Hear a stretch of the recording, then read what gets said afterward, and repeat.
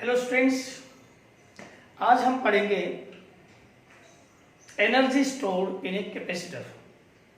Students, कोई भी capacitor जो होता है उसको जब हम चार्ज करते हैं किसी बैटरी की हेल्प से या किसी दूसरे सोर्स की हेल्प से, तो हमें वर्क करना पड़ता है, एनर्जी देनी पड़ती है किसी भी कैपेसिटर को चार्ज करने के लिए। ठीक है, तो ये जो वर्क किया गया है या फिर एनर्जी दी गई है बाय द बैटरी और any source is stored in the capacitor in form of electrostatic energy. ये जो एनर्जी स्टोर हो जाती है, इस एनर्जी को ही हम बोलते हैं energy stored in a capacitor. फिर से सुन लीजिए स्टूडेंट्स, किसी भी कैपेसिटर को जब हम चार्ज करते हैं तो उसको चार्ज करने में जो बैटरी या सोर्स हमने यूज किया है वो वर्क करती है, एनर्जी लगाती है इसको चार्ज करने में। जो वर्क किया है या एनर्जी यहाँ पे दी गई है वो कहाँ गई? वो कैपेसिटर के अंदर स्टोर हो गई। ठीक है students, in form of electric energy.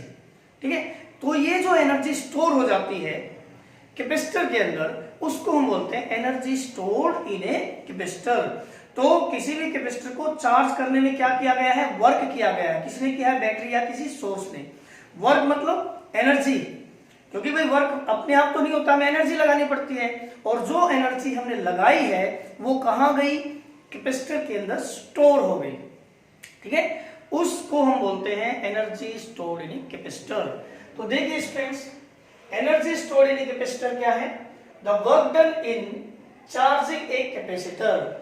जो एक कैपेसिटर को चार्ज करने में जो हमने वर्क किया है इज स्टोर्ड, वो स्टोर हो जाती है, जो हमने एनर्जी लगाई है वो स्टोर हो जाती है इन द कैपेसिटर, कैपेसिटर के अंदर स्टोर हो जाती है एज इलेक्ट्रिक एनर्जी। ठीक है स्टूडेंट्स, तो अब बात ये है कि जब आप कैपेसिटर को चार्ज करते हो तो हमें वर्क कैसे करना पड़ता है और कितना करना पड़ता है, हम उसका जिक्र करेंगे स्टूडेंट्स। तो एक बार के लिए देखिए आप, हमने क्या किया है, कंसीडर ए कैपेसिटर। ये कोई कैपेसिटर है जिसकी हमने दो प्लेट्स दिखा दी, प्लेट ए और plate b, of capacitance c. ये जो कैपेसिटर है स्टूडेंट्स, इसकी कैपेसिटेंस कितनी है? सी है। ठीक है, is connected to a battery, यानी कि पहले ये कनेक्ट नहीं था, ये इस मतलब ये अनचार्ज था, फिर हमने क्या किया है, इसको बैटरी से कनेक्ट किया है। Is connected to a battery which charges it, जो कि इसको चार्ज कर देता है टू ए पोटेंशियल वी, यानी कि इसको चार्ज करता गया और कितने पोटेंशियल तक? वी पोटेंशियल तक आफ्टर सम टाइम। तो आपको पता है Q इक्वल टू क्या होता है? CV होता है। अब ये Q चार्ज तक, यानी कि इन प्लेट्स पे जो चार्ज Q आया है वो कब आता है और कैसे आता है स्टूडेंट्स? तो अब ध्यान दें स्टूडेंट्स, शुरू में ये जो प्लेट्स होती है वो न्यूट्रल है, इनमें कोई चार्ज नहीं है, यानी कि अनचार्ज है स्टूडेंट्स। ठीक है, अब क्या होता है, बैटरी से ये कैसे चार्ज किया जाता है, अगर हम उसका जिक्र करें तो वो कैसे होगा? यूं मानो स्टूडेंट्स कि ये भी अनचार्ज प्लेट है, ये भी अनचार्ज प्लेट है, और मान लिया जाए ये जो प्लेट है इससे थोड़ा सा पॉजिटिव चार्ज ट्रांसफर किया जाता है इधर, मान लिया +1 माइक्रोकूलम। ठीक है, +1 माइक्रोकूलम यहां से और यहां ट्रांसफर कर दिया, यानी कि यहां आ गया +1 माइक्रोकूलम चार्ज। और क्योंकि +1 ये न्यूट्रल थी, ये अनचार्ज थी, यहां से +1 माइक्रोकूलम चार्ज इधर आया है, तो उतना ही यहां क्या आ जाएगा? -1 माइक्रोकूलम चार्ज, है ना, क्योंकि प्लस निकाल के हमने यहां दिया है। ठीक है, ओके, यानी कि इस पे स्मॉल नेगेटिव चार्ज आ गया और इस पे स्मॉल पॉजिटिव चार्ज आ गया, वैसा। अब स्टूडेंट्स, अगर हम दोबारा से यहां से इतना ही चार्ज निकालें, ठीक है, कितना चार्ज निकाला आपने? -1 माइक्रोकूलम, तो यह कितना हो गया? -2 माइक्रोकूलम। ठीक है, और इतना ही चार्ज फिर माइनस निकाल के यहां दे दिया, मतलब क्या है स्टूडेंट्स, मैं फिर बताऊं, एक मिनट सुनना।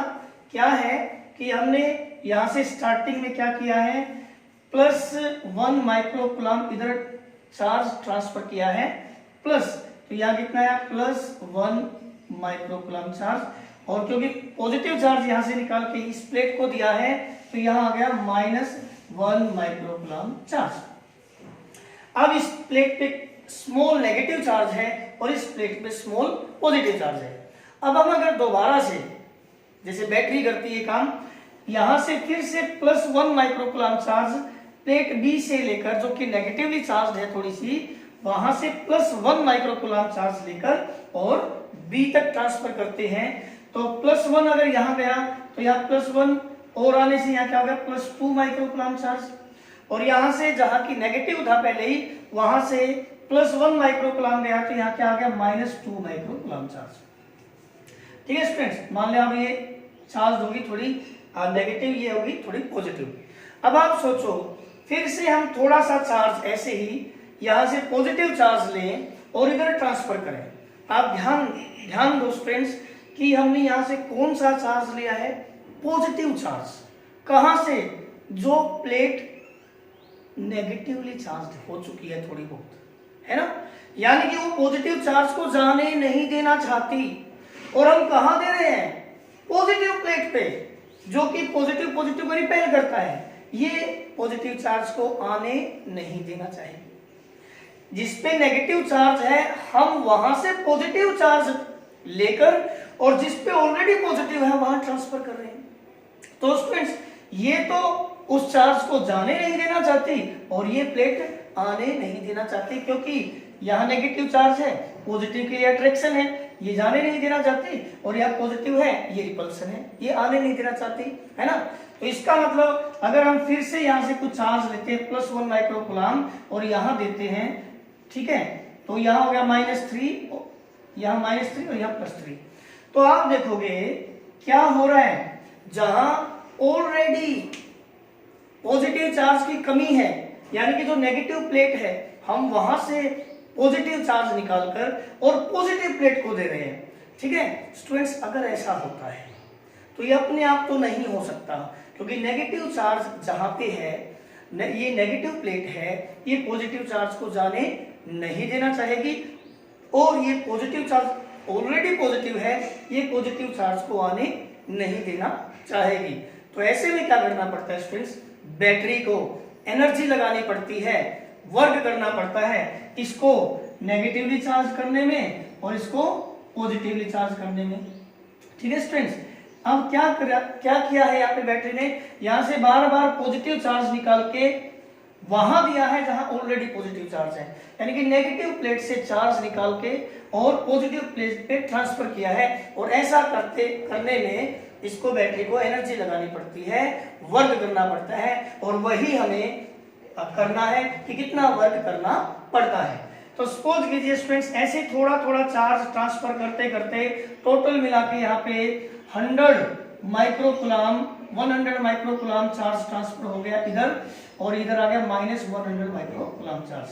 ठीक है स्टूडेंट्स, तो हम ये क्या है, ये थोड़ा थोड़ा चार्ज, मान लिया dq चार्ज हम ट्रांसफर कर रहे हैं, कितना +dq, थोड़ा सा चार्ज यहां से लेके पॉजिटिव dq, जैसे कि मैंने कहा ना कि +1 माइक्रोकुलाम चार्ज ट्रांसफर किया, ये थोड़ा सा चार्ज है, इसको हमने क्योंकि प्लस चार्ज को ट्रांसफर किया तो +dq लिख लिया, फिर dq और फिर dq और फिर dq और ऐसे ट्रांसफर करते करते हमने टोटल यहाँ +q चार्ज ट्रांसफर कर दिया है, तो वहां कितना आ जाता है -q चार्ज।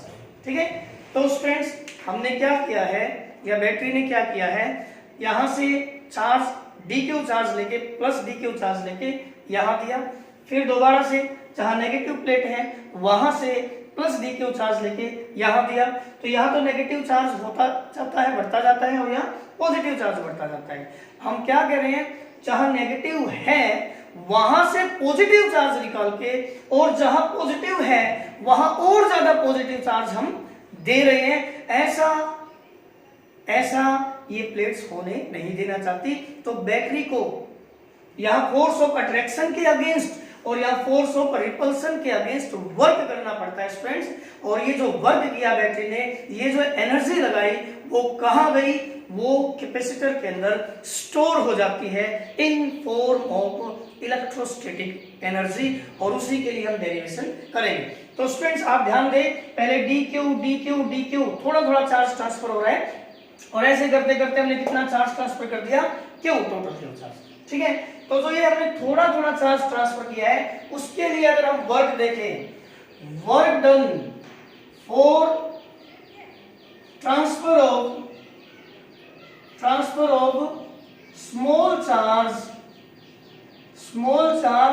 डी क्यू, ये जो डी क्यू चार्ज आपने ट्रांसफर किया है, ऐसा करने में जो हमने वर्क किया है, स्टूडेंट्स आप लोगों ने पोटेंशियल या पोटेंशियल डिफरेंस की डेफिनेशन पढ़ी होगी कि work done per unit charge.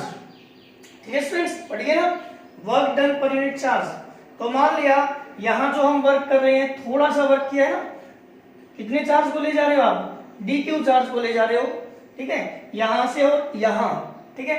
तो डी क्यू चार्ज को ले जाने में जो आप थोड़ा सा वर्क कर रहे हो वो है डी डब्ल्यू, ठीक है, क्योंकि हमें टोटल वर्क के लिए डब्ल्यू जो है वो यूज करेंगे सिंबल। तो थोड़ा सा डी क्यू चार्ज के लिए जो हमने वर्क किया है वो डी डब्ल्यू है। तो कितना वर्क किया हमने, तो work done for transfer of small charge D Q. तो यहाँ डेफिनेशन के अकॉर्डिंग जो पोटेंशियल डिफरेंस की डेफिनेशन होती है work done per unit charge. तो वर्क कितना आ गया students, V into d q. और आपको पता है students Q is equal to CV होता है, या V इज इक्वल टू किसके बराबर है, Q by C into d Q. Students ये जो वर्क हुआ है क्या करने में हुआ है, सिर्फ थोड़ा सा डी क्यू चार्ज इस प्लेट बी से और प्लेट ए में ट्रांसफर करने के लिए। हम कहते हैं कि इतना चार्ज तो हमने कई बार किया है, टोटल चार्ज कितना ट्रांसफर करने के लिए, क्यू ट्रांसफर करने के लिए। इसलिए टोटल वर्क हमने कितना किया होगा उसके लिए हम डेरिवेशन करें, therefore total work done to transfer total charge, कितना चार्ज ट्रांसफर करना हमें, टोटल चार्ज क्यू, ठीक है। तो हम क्या करेंगे स्टूडेंट्स, इसका integration q by c into d q, और लिमिट्स है 0 से क्यू चार्ज तक हमें ट्रांसफर करना है, ठीक है स्टूडेंट्स। आप देख सकते हो C यानी कि कैपेसिटेंस ऑफ कैपेसिटर, ये कांस्टेंट होता है, एक कैपेसिटर की कैपेसिटेंस फिक्स होती है, इसको हमने बाहर ले लिया, अंदर क्या रहा इंटीग्रेशन के अंदर Q into d Q, limits है 0 से Q, ठीक है स्टूडेंट्स। ओके, आगे देखिए, आगे हम क्या कर रहे हैं भाई, यहां हमने दिखा ना डी क्यू ट्रांसफर करके यहां टोटल माइनस क्यू चार्ज आ गया और यहां प्लस क्यू चार्ज आ गया है, ऐसे ट्रांसफर करते करते। ये बैटरी से कनेक्ट करने के बाद हुआ है ऐसा, बैटरी के कनेक्ट करने के बाद, ठीक है। ओके, इसको आगे देखें, टोटल वर्क के लिए हमने लिख लिया W, वर्क डन जो है टोटल वर्क डन, ठीक है, 1/c। आपने स्टूडेंट्स इंटीग्रेशन किया होगा, पावर में एक ऐड करते हैं, तो क्योंकि पावर 1 है, एक ऐड किया कितने हो गए 2, और टोटल से डिवाइड, यानी कि Q²/2, और लिमिट्स है 0 से 2, ठीक है स्टूडेंट्स। तो आप लिख सकते हो, नीचे तो 2 है और C है, इकट्ठा लिख दिया 2 और C, एक बार तो अपर लिमिट आप, एक बार तो ये Q, एक बार तो आप अपर लिमिट पुट करते हो और एक बार लोअर लिमिट। तो एक बार तो Q की जगह Q ही आएगा Q², और एक बार Q की जगह 0 आएगा 0²। तो कितना वर्क किया स्टूडेंट्स हमने, Q²/2C। ये जो वर्क हमने किया है स्टूडेंट्स, ठीक है, ये यहाँ पे स्टोर हो जाता है in form of electrostatic energy, ठीक है। हम लिखेंगे this work done is stored in the capacitor in form of electrostatic या इलेक्ट्रिक एनर्जी। तो जो इलेक्ट्रिक एनर्जी, तो जो ये एनर्जी स्टोर होती है उसको अगर हम U नाम दे तो कितनी हो गई, Q²/2C, ठीक है स्टूडेंट्स।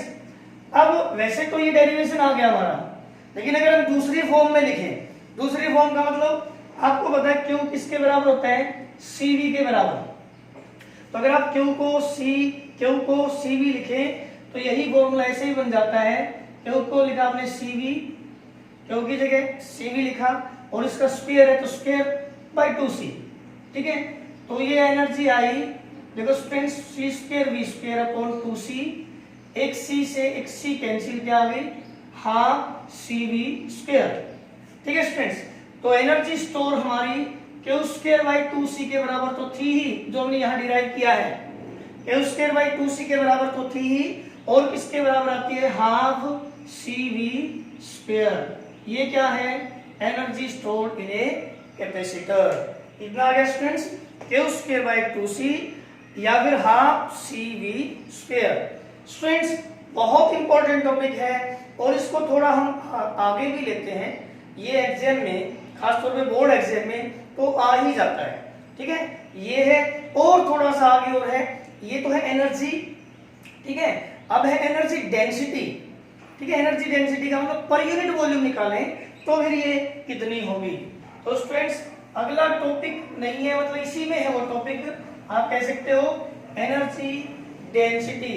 तो देखिए ये क्या है, एनर्जी डेंसिटी स्टूडेंट्स क्या है, ध्यान से देखिए, यानी कि एनर्जी पर यूनिट वॉल्यूम। जैसे आप डेंसिटी लेते हो ना, तो एनर्जी डेंसिटी मतलब एनर्जी पर यूनिट वॉल्यूम, तो एनर्जी पर यूनिट वॉल्यूम। ठीक है, यानी कि कैपेसिटर में जो टोटल एनर्जी है डिवाइडेड बाय टोटल वॉल्यूम। ठीक है, ये कैपेसिटर है, इसके अंदर जो टोटल एनर्जी स्टोर हुई है, मान लिया टोटल एनर्जी हुई है 100 जूल, ये 100 जूल टोटल एनर्जी है और ये 5 मीटर क्यूब में है। 5 मीटर क्यूब वॉल्यूम है कैपेसिटर का, मान लो 5 मीटर क्यूब में 100 जूल है, तो 1 मीटर क्यूब में कितनी एनर्जी होगी, तो हम बोलेंगे 20 जूल पर मीटर क्यूब। तो इसको बोलेंगे हम एनर्जी डेंसिटी। ठीक है स्टूडेंट्स, कि पर मीटर क्यूब में कितनी एनर्जी है जो कि कैपेसिटर के अंदर स्टोर्ड है, तो उसके लिए हम टोटल वॉल्यूम से डिवाइड कर देंगे।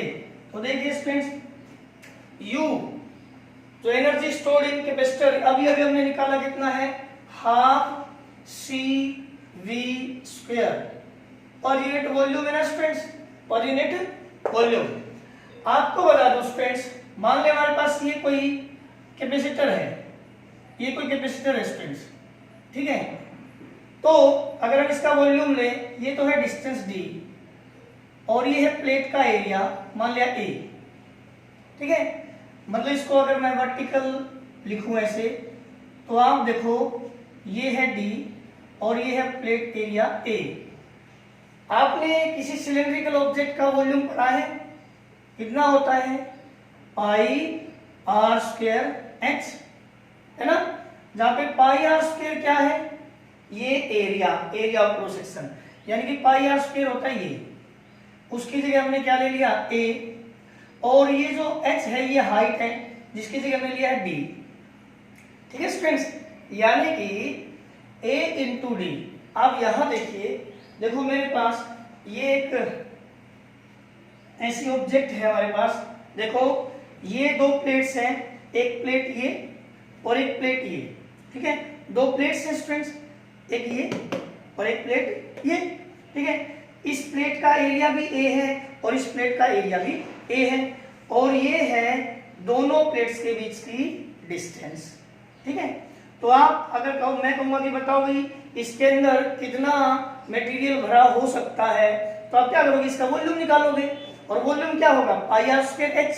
तो पाई आर स्क्वायर तो ये वाला एरिया होता है स्टूडेंट्स, तो पाई आर स्क्वायर की जगह तो हमने लिख दिया a और h की जगह क्या है, ये हाइट की जगह है d। तो वॉल्यूम कितना हुआ स्टूडेंट्स, वॉल्यूम हो गया area into distance between the plate, तो हमने लिख दिया a इंटू डी। ठीक है, ओके। अब हम देखें C क्या है, capacitance of parallel plate capacitor. ठीक है, इसी चैप्टर में हमने पढ़ा था capacitance of parallel plate capacitor कितना होता है, epsilon not a by D. याद है ना, हमने क्या किया था, एक वीडियो में capacitance of parallel plate capacitor पढ़ा था, फिर उसी जो पैरेलल प्लेट कैपेसिटर है उसमें हमने कंडक्टिंग स्लैब डाल के उसकी कैपेसिटेंस इंक्रीज की थी, फिर एक बार डाइलेक्ट्रिक स्लैब डाल के उसकी कैपेसिटेंस निकाली थी, उसमें भी इंक्रीज हुई थी। तो 3 टॉपिक से एक वीडियो थी। तो अगर कुछ नहीं डाल रखा है, प्लेट्स के बीच में वैक्यूम है या एयर है, तो कैपेसिटेंस क्या होती है, epsilon not a by T. और वॉल्यूम, सॉरी ये क्या है, वी, पोटेंशियल डिफरेंस। आपको ध्यान होगा V होता था E इंटू डी, ये इस टॉपिक के डेरिवेशन में भी यूज किया था। हमने कहा था कि electric field is negative of potential gradient, ठीक है। यानी कि स्टूडेंट्स मान लिया इस प्लेट और इस प्लेट, ये जो 2 प्लेट है, इस प्लेट और इस प्लेट के बीच में जो पोटेंशियल का डिफरेंस है उसको चाहे आप dV बोल दो, डिफरेंस को, पोटेंशियल के डिफरेंस को, या V बोल दो, और dr है इनके बीच की डिस्टेंस। तो V किसके बराबर हुई, यहां से V हुई स्टूडेंट्स E इंटू डी। तो आपको ये 2 पॉइंट्स याद रखने हैं, क्या क्या, एक तो capacitance of parallel plate capacitor क्या होती है, एप्सिलॉन ए बाई डी, ठीक है, और पोटेंशियल डिफरेंस होता है E इंटू डी, ठीक है। जहां पे E क्या है, E क्या है, दोनों प्लेट्स के बीच में इलेक्ट्रिक फील्ड, और उम्मीद है कि आप लोगों को ध्यान होगा इलेक्ट्रिक फील्ड बिटवीन 2 प्लेट्स क्या होता है, सिग्मा बाई एप्सिलॉन नॉट।